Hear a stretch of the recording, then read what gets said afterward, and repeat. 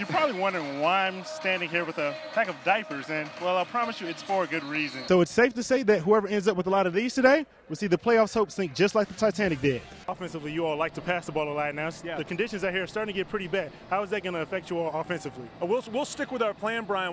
Drexel graduated more than 4,000 career points at the end of last year. And this season, scoring has been really hard to come by for anybody that's not named Damian Lee. Now, Coach Casey's had a few opportunities on today. How do you think your back line has held up so far? Well, so far, it's been okay. We've had our moments that are a little scary. Memphis got out to a really good start, shot 50% from the field, but you all held them to just 11 points there in the second quarter. What do you think changed defensively?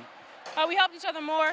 We did a better job guarding them on the screen. Before today's game, you spent about 10 minutes or so signing autographs out here with some of the fans here. Does it ever surprise you, how well received you are on the road? It's always fun. The fans are great. Now, Coach, there in the first half, JMU passed the ball a lot more than they normally do. Did that catch you all off guard?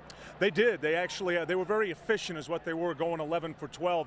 Now, offensively, you all like to pass the ball a lot now. Yeah. The conditions out here are starting to get pretty bad. How is that going to affect you all offensively? We'll stick with our plan, Brian, what we're doing. Coach, Drexel really came out in that first half and really attacked the basket. So how do you keep them out of the paint in the second half? Well, that's it. We have to keep them out of the paint. We're doing an awful job. Now, offensively, Corey Holden had just the one field goal there in the first half. Would you like him to maybe look for his own shot a little bit more in the second half? Yeah, he'll do that. Great pleasure to welcome into our broadcast once again Brian Jackson. And Brian, when you look at both teams, they have lost plenty of firepower from last year.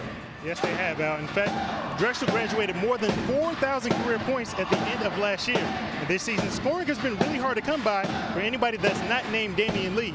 In fact, junior guard Tavon Allen is the only other player on the roster to average double figures, but he's shooting just 31% from the field. Coach Flint said flat out, he'll take scoring from wherever he can get it from. Brian Jackson, there are more than just a lot of fans watching Jonathan Grimes play here today in Richmond. That's right, Bob.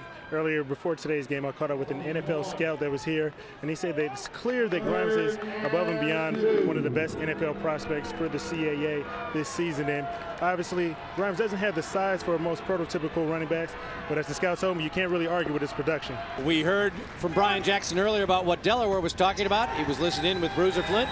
Brian, update us. Well, guys, as you mentioned today, Tyshawn Miles has 3 fouls, so Coach spent the whole time out there imploring his big man, please move your feet and get your hands up on defense.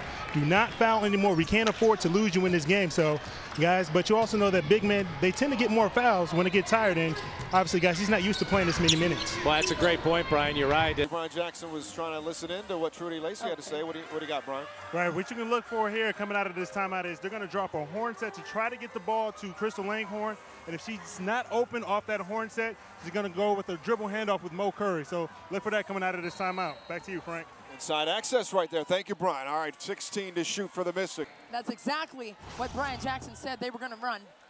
They had the horn set. Langhorn didn't have it, handed it off to Curry.